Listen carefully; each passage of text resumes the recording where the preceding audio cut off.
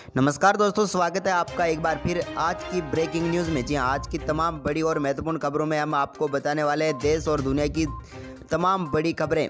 तो आज की सभी तमाम बड़ी खबरें जानने के लिए बने रहें हमारे साथ और देखते रहें हमारे इस वीडियो को पूरा अंत तक, क्योंकि आपको मिलने वाली है आज की सभी ताज़ा और ब्रेकिंग न्यूज़। लेकिन दोस्तों, उससे पहले अगर आपने अभी तक हमारे इस चैनल को सब्सक्राइब नहीं किया है तो नीचे दिए हुए लाल बटन को दबाकर चैनल को सब्सक्राइब करके बेल आइकन जरूर दबा लें, ताकि आपको मिले हर एक ब्रेकिंग न्यूज़ सबसे पहले। और साथ ही साथ इस वीडियो को दिल से एक लाइक जरूर कर दें।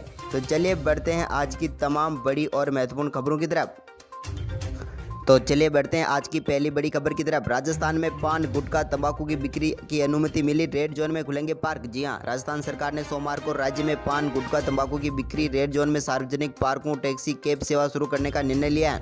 गृह विभाग ने चौथे चरण के लॉकडाउन के आदेश के तहत प्रतिबंधित गतिविधियों में से पान, गुटखा, तंबाकू आदि की बिक्री को हटाते हुए स्पष्ट किया है कि कोई भी व्यक्ति इन चीज़ों का उपयोग सार्वजनिक स्थानों पर नहीं कर सकेगा।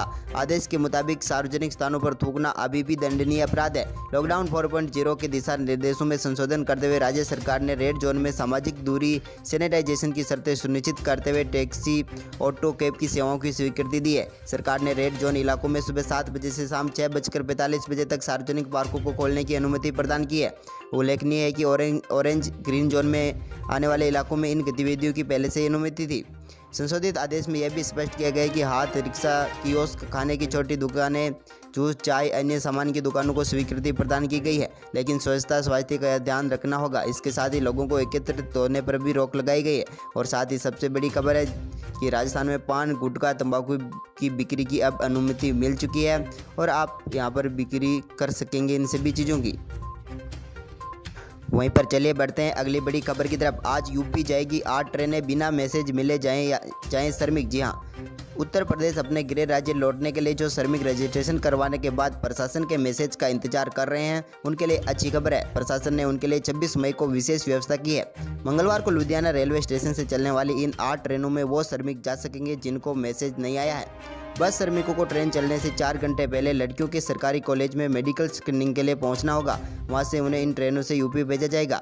ये जानकारी डिप्टी कमिश्नर प्रदीप अग्रवाल ने देते हुए बताया कि फिलहाल ये व्यवस्था सिर्फ 26 मई के लिए ही है। इसके बाद आने वाले दिनों की परिस्थिति को देखते हुए फिर से कोई निर्णय लिया जाएगा।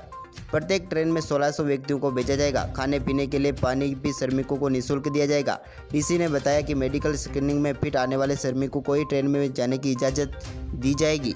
तो चलिए अब हम इन ट्रेनों के स्टेशन प्रस्थान का समय आपको बता देते हैं। अमेठी जो ट्रेन जाएगी वो दोपहर 2 बजे, रायबरेली शाम 4 बजे, अम्बेडकर नगर शाम 5:10 पर, अमेठी शाम 6:20 पर, जो कि बरेली और लखनऊ भी रुकेगी। इसके अलावा रायबरेली शाम 7:30 पर, अयोध्या रात 8:40 पर, महाराजगंज रात 9:50 पर और बहराइच जाने वाली ट्रेन 11 बजे जाएगी। कोंडा रुकेगी ये ट्रेन। तो बड़ी खबर है, आज 8 ट्रेनें जाएगी यूपी।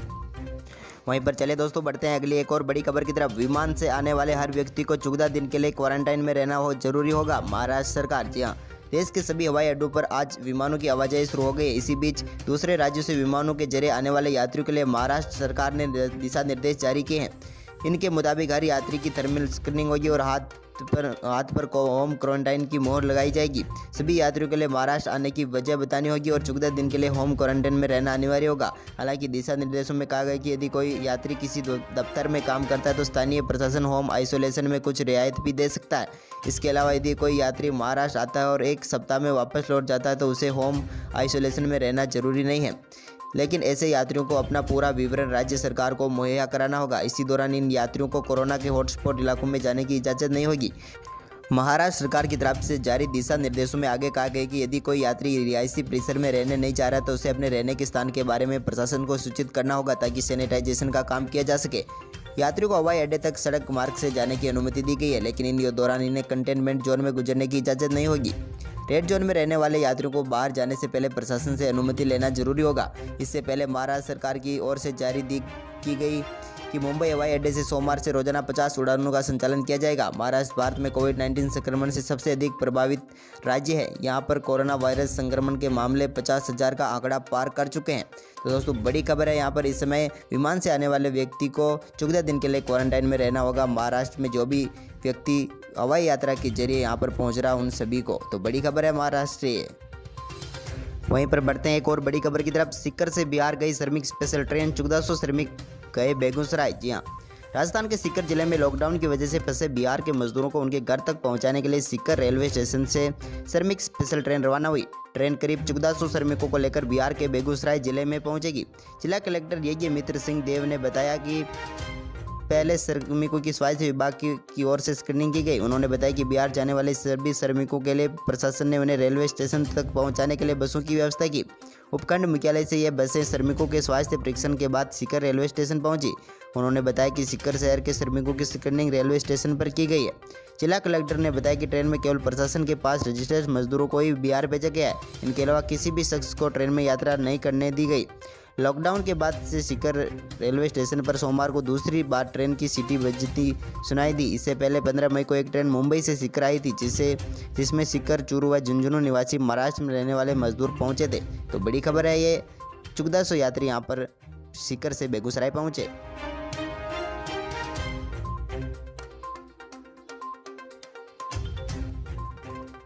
वहीं पर बढ़ते हैं अगली बड़ी खबर की तरफ। मोदी सरकार ने अब वाहनों को दे दी है ये बड़ी छूट। जी हां, केंद्र की नरेंद्र मोदी सरकार अब लॉकडाउन में छूट का दायरा लगातार बढ़ाती जा रही है। इसी के तहत अब केंद्र सरकार ने देश भर के वाहन चालकों को एक बार फिर बड़ी राहत दी है। इसके तहत सड़क परिवहन व राजमार्ग मंत्रालय ने अब ड्राइवर लाइसेंस और वाहन रजिस्ट्रेशन संबंधी दस्तावेजों की वैधता 31 जुलाई तक बढ़ाने का निर्णय लिया है। सड़क परिवहन व राजमार्ग मंत्रालय ने इस संबंध में कहा कि वाहनों के जिन कागजातों का नवीनीकरण 1 फरवरी 2020 से लंबित है, उनकी वैधता अवधि 31 जुलाई तक बढ़ा दी गई है। इस अवधि तक अपने दस्तावेजों का नवीनीकरण करवाने पर किसी भी प्रकार का विलंब शुल्क नहीं लिया जाएगा। वहीं पर बढ़ते हैं अगली बड़ी खबर की तरफ। 31 मई के बाद भी जारी रहेगा लॉकडाउन, मिल रहे हैं संकेत। जी हां, देश में कोरोना वायरस के कारण घोषित लॉकडाउन के चौथे चरण की अवधि 31 मई को समाप्त हो जाएगी। केंद्र सरकार ने अभी लॉकडाउन की तारीख को आगे बढ़ाने या इसे समाप्त करने के बारे में किसी भी प्रकार का निर्णय नहीं लिया है। देश में कोरोना संक्रमित लोगों की संख्या बढ़ती जा रही है और विश्व स्वास्थ्य संगठन की सलाह के बाद तो यही लग रहा है कि अभी सरकार लॉकडाउन को 31 मई से भी आगे जारी रखेगी। देश में कोरोना संक्रमित लोगों की संख्या 1,38,000 के पार पहुंच चुकी है। भारत में कोरोना वायरस के बढ़ते मामलों पर विश्व स्वास्थ्य संगठन ने भी चिंता व्यक्त की है। इसी कारण उसने देश के 7 राज्यों में अभी लॉकडाउन में छूट न देने की सलाह दी है। विश्व स्वास्थ्य संगठन ने देश के महाराष्ट्र, गुजरात, दिल्ली, तेलंगाना, चंडीगढ़, तमिलनाडु और बिहार को लेकर चेतावनी जारी की है। WHO ने देश के इन 7 राज्यों में कोरोना मरीजों की बढ़ती संख्या को देखते हुए लॉकडाउन का प्रतिबंध जारी रखने की जरूरत बताई है। तो अंतिम फैसला प्रधानमंत्री नरेंद्र मोदी लेंगे, लेकिन हमें अभी इंतजार करना होगा क्योंकि 31 मई के बाद ही कोई फैसला लिया जा सकता है। लेकिन फिलहाल यही दिख रहा है कि लॉकडाउन आगे बढ़ेगा। वहीं पर चले बढ़ते हैं एक और बड़ी खबर की तरफ। जी हां, 2600 ट्रेनें, 36 लाख टिकट दिए हैं श्रमिकों की वापसी पर रेलवे का प्लान। रेल मंत्रालय ने श्रमिकों को घर पहुंचाने की प्रक्रिया तेज कर दी है। रेलवे के मुताबिक श्रमिक स्पेशल ट्रेनों से अभी तक 40 लाख प्रवासी श्रमिक अपने घर पहुंच चुके हैं।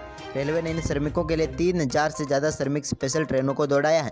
वहीं अभी अगले 10 दिन में 36 लाख श्रमिकों को उनके घर पहुंचाने के लिए रेलवे ने उनकी बुकिंग की प्रक्रिया पूरी कर ली है। उनको घर पहुंचाने की रूपरेखा तैयार कर ली है। रेल मंत्री पीयूष गोयल ने सोमवार को ट्वीट करके बताया कि रेलवे ने 3000 से अधिक श्रमिक स्पेशल ट्रेनों का सफल परिचालन कर देश के विभिन्न हिस्से से प्रवासी श्रमिकों को उनके घर पहुंचा दिया है। रेल मंत्रालय ने ट्वीट कर बताया कि भारतीय रेल ने 3000 से अधिक श्रमिक स्पेशल ट्रेनों की मदद से करीब 40 लाख प्रवासी लोगों को घर पहुंचाने में मदद की है। रेलवे ने बताया कि अगले 10 दिन में इंडियन रेलवे अपने श्रमिक स्पेशल ट्रेनों के माध्यम से दूसरे राज्यों में फंसे हुए 36 लाख प्रवासी कामगारों और मजदूरों को उनके घर पहुंचाया जाएगा। इस बात की जानकारी रेलवे बोर्ड के अध्यक्ष VK यादव ने दिया। उन्होंने कहा कि इसके लिए अगले 10 दिनों में 2600 ट्रेनें चलाई जाएगी। साथ ही उन्होंने कहा कि जब तक दूसरे राज्यों में फंसे प्रवासी मजदूर और कामगार अपनी मंजिल तक नहीं पहुंच जाते तब तक ट्रेनें चलती रहेगी। टिकटों की बुकिंग पर रेलवे बोर्ड के अध्यक्ष VK यादव ने कहा कि रेलवे ने 1000 से ज़्यादा टिकट काउंटर्स को खोल दिया है ताकि लोगों को दिक्कत का सामना न करना पड़े। बता दें कि रेलवे पहले ही 1 जून से 200 पैसेंजर ट्रेनों को चलाने का ऐलान कर चुका है। इनके लिए टिकटों की बुकिंग भी शुरू हो चुकी है। साथ ही टिकट बुकिंग के विकल्प भी खोल दिए गए हैं। अब यात्री देश भर में खुले काउंटर से, कॉमन सर्विस सेंटर से और वेबसाइट से टिकटों की बुकिंग कर सकते हैं। रेलवे के मुताबिक 1 जून से चलने वाली ट्रेनों के लिए टिकटों की बुकिंग यात्रा से 30 दिन पहले की जा सकती है। इसके अलावा 3 महीने पहले काउंटर से टिकट बुक करवा चुके लोग अब काउंटर से अपना रिफंड भी ले सकते हैं। तो रेलवे की तरफ से बड़ी खबर है, अब सभी प्रवासी मजदूरों को उनको घर पहुंचाने की प्रक्रिया तेज कर दी है और अगले कुछ ही दिनों में 2600 से ज़्यादा ट्रेनें यहाँ पर चलने वाली हैं जिनकी टिकट बुकिंग शुरू हो चुकी है।